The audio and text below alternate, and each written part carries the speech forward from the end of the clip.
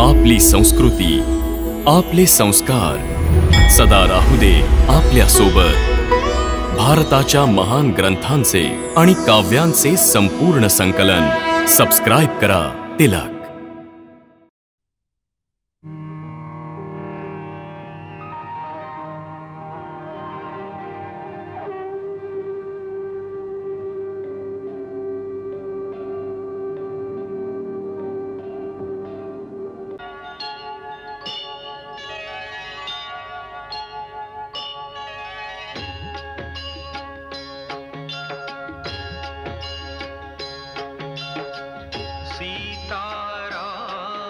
चरित अति पावन, मधुर सरस रस किति मन भावन।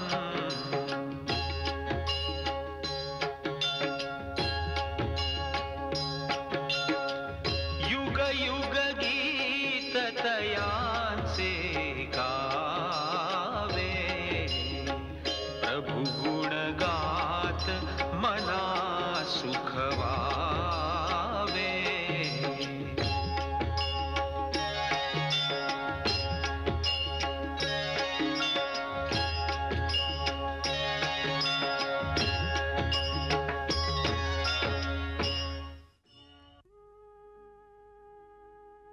वत्सा भरत,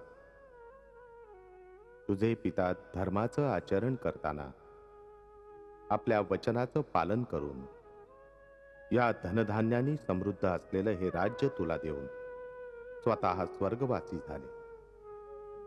तुझे ज्येष्ठ बंधू श्री रामचंद्र एका महात्म्यासारखे आपल्या पित्याचं वचन पूर्ण करण्यासाठी वनात गेले आहेत।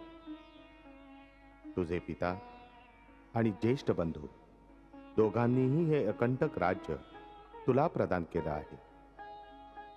आता तुझं कर्तव्य आहे की हे सूर्यवंशियांचं राजसिंहासन तू ग्रहण कर आणि आपल्या प्रजेचं रक्षण कर। ही तुमची आज्ञा आहे गुरुदेव। यावेळी हेच तुझं कर्तव्य आहे भरत। मंत्रिमंडळाचा काय सल्ला आहे? जे राज्य राजाशिवाय असेल तो प्रदेश आणि त्या राज्याची प्रजा दोन्ही सुरक्षित राहत नाही। शत्रू अशा वेळेचा फायदा घेऊन त्या प्रदेशावर आक्रमण करून त्याच्यावर कब्जा करतो। म्हणून रघुवंशाचं साम्राज्य सांभाळण्यासाठी यावेळी फक्त तुम्हीच असेल जे युवराज होण्याच्या योग्य आहात।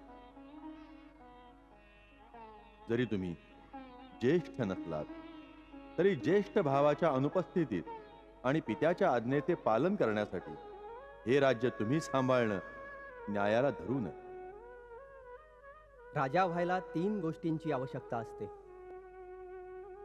गुरूंचा आशीर्वाद, मंत्री आणि मित्रांचा सहयोग, प्रजेतील लोकांचे प्रेम आणि विश्वास। आज मला या 3ही गोष्टी प्राप्त झाल्या। म्हणूनच मी अतिशय प्रसन्नतेने हे राज्य स्वीकार करू इच्छितो।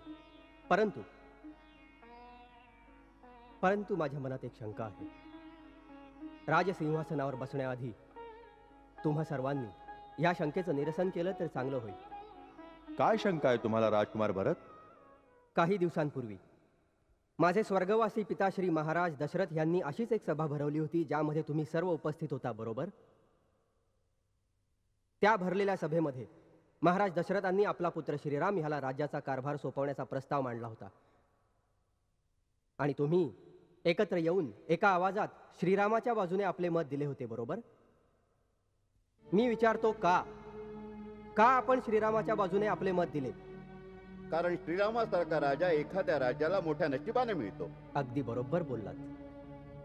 मग तुमचं मत घेतल्यावर राजाने आपल्या एका राणीच्या सांगण्यावरून सगळ्यांच्या संमतीने घेतलेल्या जनमतावर ठोकर मारून आपल्या प्रिय श्रीरामाला घरातून घालवून वनामध्ये पाठवलं आणि मग आवडत्या राणीच्या पुत्राला राजा बनवण्याचा निर्णय घेतला। तेव्हा तुमच्यापैकी कोणी उठलं होतं हे विचारायला की आमच्या मताचं काय झालं? तुमच्यापैकी कोणी राजाच्या ह्या अन्यायाबद्दल त्याला जाब विचारला? तुमच्यापैकी कोणीतरी विद्रोहाचा आवाज उठवला?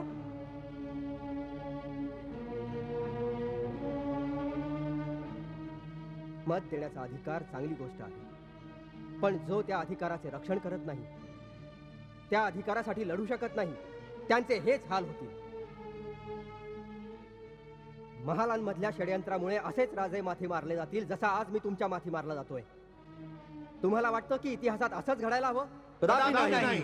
मग उठा तर, उठा आणि उचला तो राजमुकुट आणि राज्याभिषेकाची ती पवित्र सामुग्री आणि चला माझ्या बरोबर वनात. म्हणजे ज्याचा तो अधिकार आहे त्याचा राज्याभिषेक तिथेच वनामध्ये करूया आणि त्याला आपला राजा बनवून आपल्या अयोध्येत परत आणूया. पण काय श्रीराम ही गोष्ट स्वीकारतील? का नाही करणार? ही माझी प्रतिज्ञा आहे की ते जर परत आले नाहीत तर मी सुद्धा एका राजाचे नाही तर त्यांच्यासारखे एका वनवासाचे आयुष्य व्यतीत करेन.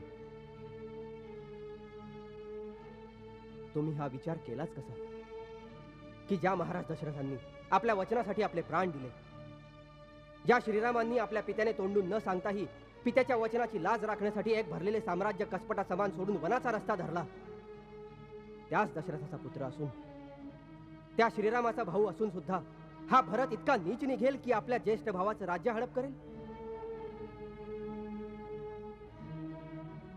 राज्यावर फक्त ज्येष्ठाचाच अधिकार असतो. श्रीराम माझ्यापेक्षा वयाने मोठे आहेत आणि गुणांनीही श्रेष्ठ आहेत.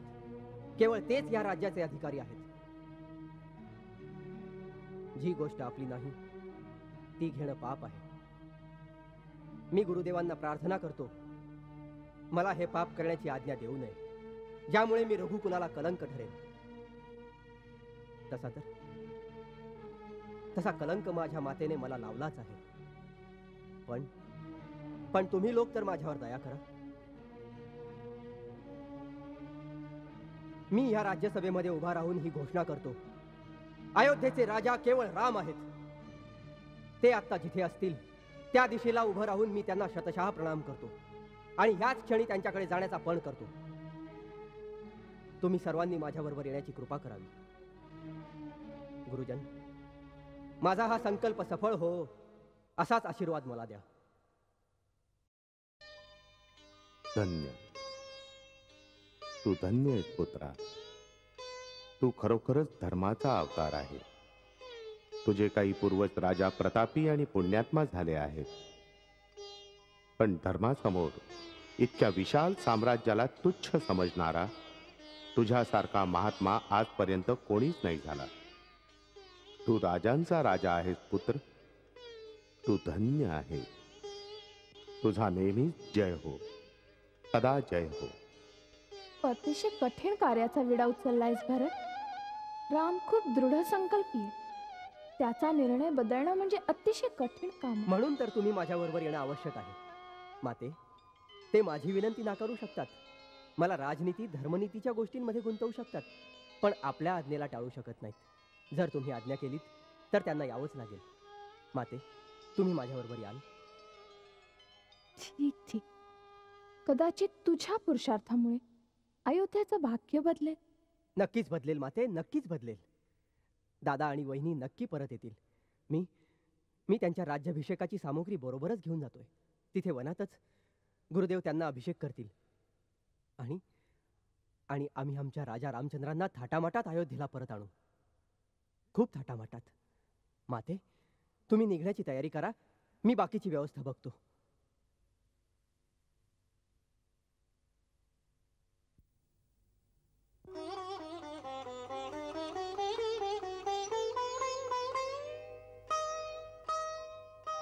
भरत, मला काही सांगायचंय. माझं ऐकून तरी घे भरता. असं तोंड फिरवून नको रे जाऊ. बोला महाराणी कैकेयी, काय सांगायचंय तुम्हाला? मला पण तुझ्या बरोबर वनात यायचंय. का 14 वर्षांचा वनवास कमी आहे का? आणखी वाढवू इच्छिता? भरत, भरत, परशुरामासारखं तूही आपल्या मातेचं डोकं कापून फेकून दे, पण शर्मेनं आणखी असं जमिनीत नको रे गाडूच. मग काय काम आहे तुझं वनात? सगळ्यात मोठी पापीण मी आहे. हा सगळा सर्वनाश माझ्याचमुळे झालाय. जी आग मी लावलीये ती माझ्या पश्चातापाच्या अश्रूंनी मला विझवून थंड करू दे. तुम्ही सर्व ज्या ध्येयानं वनात जात आहात, मलाही आपली सामुग्री म्हणून घेऊन जा. तो अधिकार तू गमावला आहेस. मातेचा अधिकार तिच्याकडून कोणी नाही घेऊ शकत.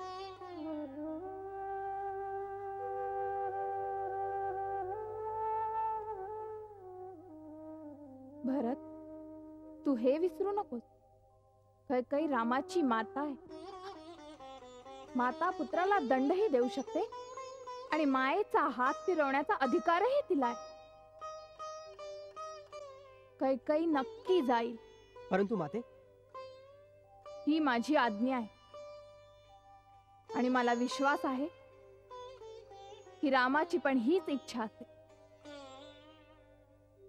जशी आज्ञा माते.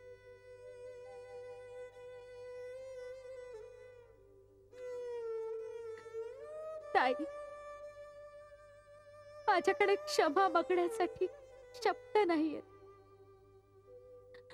मी तर माझ्या मृत्यूची प्रार्थना करते. ना धरती माता मला पोटात घ्यायला तयार आहे आणि ना अग्निदेव माझ्यासारख्या पापणीचा स्वीकार करायला तयार आहे. कदाचित माझा रामच मला क्षमा करेल. मला तुमच्या बरोबर घेऊन चल ताई, मला तुमच्या बरोबर घेऊन चल. अगं वेडे, तो तर तुला दोषी मानतच नाही. बघच तू, त्याच्या प्रेमात काही फरक पडला नसेल.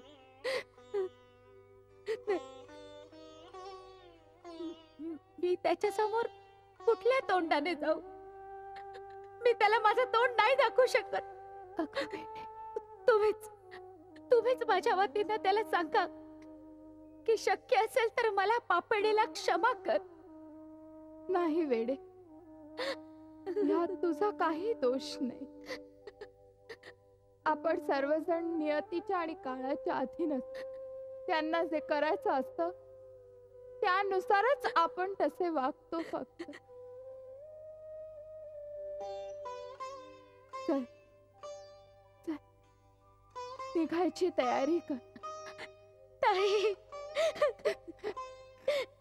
उर्मिला, उर्मिला, उर्मिला, आर्याने आज राज्यसभेत घोषित केलंय की ते अयोध्येच्या राजसिंहासनावर नाही बसणार. त्यावर केवळ ज्येष्ठ भावाचा अधिकार आहे. आपल्या स्वामींच्या या धर्माचरणामुळे आणि त्यागामुळे आज माझं मस्तक गर्वाने फुललंय. आज मी तुला आपलं तोंड दाखवू शकते. उर्मिले, इतके दिवस अशा कलंकाचं ओझं घेऊन मी म्हणून तुझ्या समोर आले नाही. हे बघ, आर्य वनात जात आहेत. हो, ज्येष्ठ बंधू, बहिणी आणि लक्ष्मण दादांना आणायला. असं? हा, सगळे जातील? सगळे जातील म्हणजे सगळेच जातील. सगळी प्रजा आतुर झालीये. सगळे आपल्या राजाला समजावून आणण्यासाठी बरोबर जायला उत्सुक आहेत. आणि हो, आर्यांनी नगरीत घोषणाही केली आहे की ज्यांना जायची इच्छा आहे ते जाऊ शकतात. सगळे जाऊ शकतात? आपण सुद्धा? अगं हो वेडे, आपण सुद्धा. तुम्ही बरोबर येऊन काय करणार? आम्ही वनात काही फिरायला नाही चाललोय. रामदादाला परत आणायला चाललोय. मी स्वतःसाठी नाही सांगत आहे नाथ. उर्मिलाला असं शांत पाहून काळजाचं पाणी पाणी होतं. जर तुम्ही एकदा तिला लक्ष्मण दादांचं दर्शन करून दिलं. तू एकदा दर्शन करण्याचं बोलतेस देवी. मी लक्ष्मणाला सोबत घेऊन येतोय. तुम्हाला माझ्या ध्येयाच्या सफलतेविषयी शंका आहे का? नाही स्वामी, नाही. आम्हीच काय, तर संपूर्ण अयोध्या आपल्या सफलतेसाठी प्रभूंची प्रार्थना करते. बस, उर्मिलेला सांग आपल्या पतीच्या स्वागताची तयारी करायला. आता विरहाचे दिवस संपले. आता श्रीरामांच्या राज्याभिषेकाचा उत्सव साजरा करण्याची तयारी करा. त्यावेळी आम्ही त्यांच्याबरोबर तमसा नदीपर्यंत गेलो होतो. त्यावेळी ते आम्हाला फसवून मी झोपलेलो असताना मला सोडून गेले होते. आता आम्ही राजकुमार भरत बरोबर जातोय. आता कुठे जातील ते? आता आम्ही त्यांना, राजकुमार लक्ष्मणाला आणि राणी सीताला घेऊनच परत येऊ. हा, तोपर्यंत मी तुमच्यासाठी 1.25 मण बत्ताशांचा प्रसाद तयार ठेवते. हो, तू बत्ताशांचा प्रसाद तयार ठेव, आम्ही घेऊन येतोच त्यांना. अगं ऐकलंस, श्री रामचंद्रांना आणायला राजकुमार भरत सेना घेऊन वनात जात आहेत. हो, मी पण ऐकलंय. बाबा, बाबा, राजकुमार भरत रामचंद्रांना आणायला वनात जात आहेत. त्यांनी घोषणा केली आहे की त्यांच्याबरोबर नगरातले जे लोक जायला उत्सुक आहेत ते जाऊ शकतात. बाबा, मी त्यांच्याबरोबर जाऊ? जा, नक्की जा. गेल्यावर त्यांच्या पायावर डोकं ठेव. त्यांच्या दर्शनानं पुण्य मिळतं रे बाबा. बाबा, वहिनी, राजकुमारांबरोबर राजमाता, मंत्री, गुरुदेव, सेना सगळे जात आहेत. त्यांच्याकरता रस्ता बनवण्यासाठी कारागीर, यांत्रिक, शिंपी, झाड कापणारे सगळे तयारी करून जात आहेत. मला पण त्यांच्या बरोबर जायची आज्ञा मिळाली आहे. मग तुला रामचंद्रांचं दर्शन होईल ना. अरे बेटा, मला आता चालवत नाही, नाही तर मी पण तुझ्या बरोबर आलो असतो.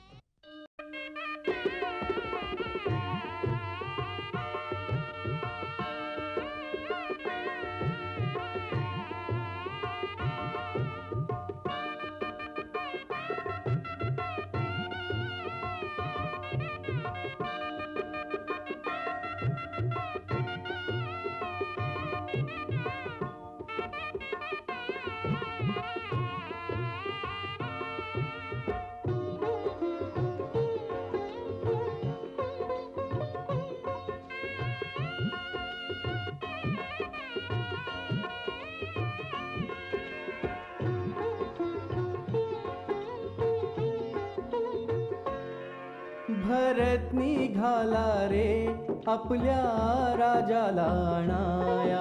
भरत निघाला रे आपल्या राजाला आणाया. राजाला आणाया, राजाला आणाया, राजाला आणाया, राजाला आणाया. भक्त निघाला रे आपल्या प्रभूला भेटाया.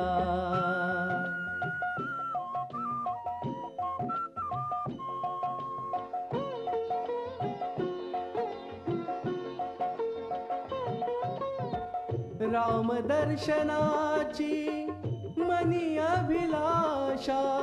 नयन बोलती प्रेमाची भाषा. रामधून जणू चातका समया. थेंबा वाचुनी तृषित हे हृदया. एक योगी निघाला रे आपली तृष्टी कराया.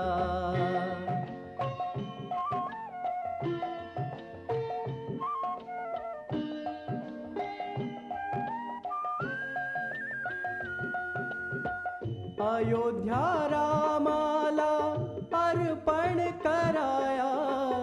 प्रभुता प्रभूच्या चरणी ठेवाया.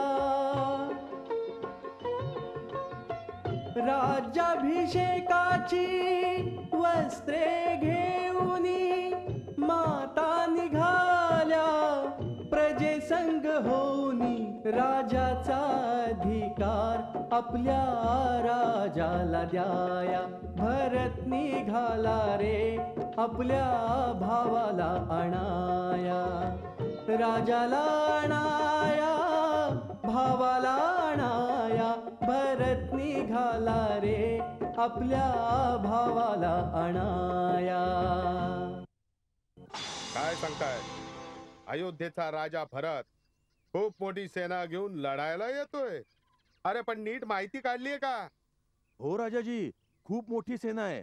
हत्ती, घोडे, पुढे पताका पण लावलेल्या आहेत. भरत वनात सैन्य घेऊन कुठल्या विचाराने आलाय? विचार तर सरळ आहे राजन. कैकेयीचा मुलगा आहे ना, त्याचं डोकं फिरलं असेल. रामानं राज्याधिकार दाखवला म्हणजे ही वेळ उत्तम आहे. राम लक्ष्मण भावांना जंगलामध्ये मारून टाकून आपण निष्कंटक राज्य करू. अरे आम्ही असताना कोणी रामजींकडे वाकडी नजर करून पाहिलं तर त्याचे डोळे काढून हातात देऊ आम्ही. आम्ही निषाद आहोत, निषाद. हत्ती घोड्यांवर बसून आलेल्यांच्या हातात काहीच लागणार नाही. भरताच्या सेनेशी लढून शिंगेरपूरला आम्ही लढाईपूर बनवून टाकू. राजन, त्यांच्या इतक्या मोठ्या सेनेसमोर आपली लहानशी सेना किती वेळ टक्कर देऊ शकणार आहे? अरे चुप, डरपोक कुठला. तुला भीती वाटत असेल तर बांगड्या भरून घरात बस जा. अरे सामना नाही करू शकलो तर आपल्या रामजींसाठी मरू तर शकतो आम्ही. आम्हा निषादांच्या शवांवरच पाय ठेवून भरताला गंगा पार करता येईल. जा, वाजवा युद्धाचा नगारा.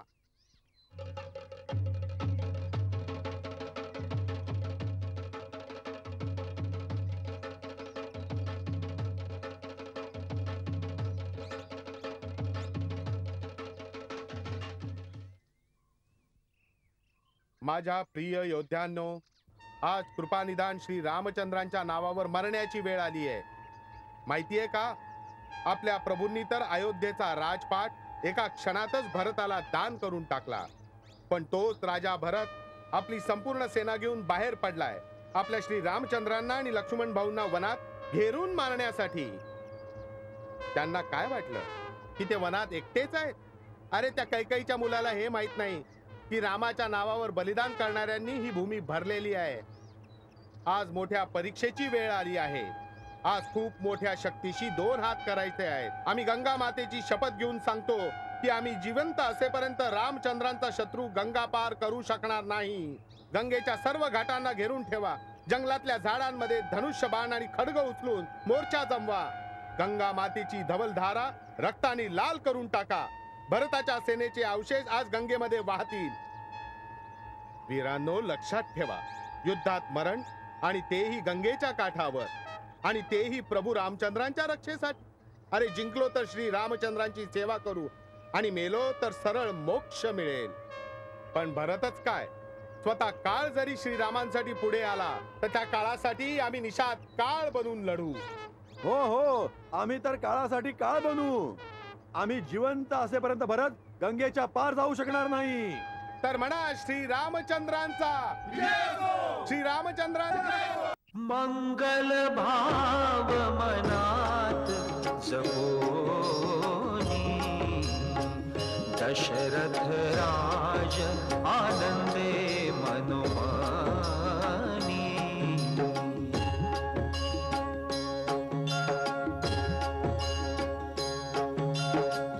सीताराम चरित अति